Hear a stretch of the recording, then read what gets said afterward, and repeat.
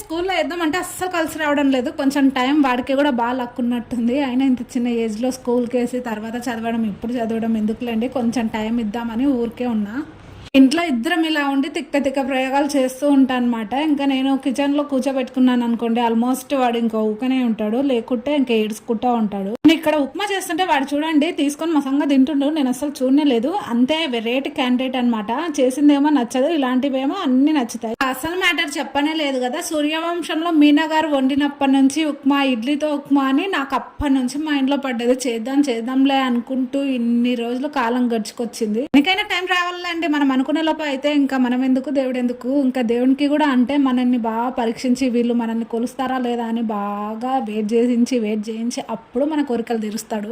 నేను ఇడ్లీ చేసింట అనమాట, మిగిలినాయి కదా ఉప్మా అయితే ట్రై చేద్దాం ఎలా ఉంటుందో అని ట్రై చేశాను. నిజంగా మరీ సూపర్ డూపర్ అని చెప్పాను కానీ తినడానికి ఓకే. బాయ్.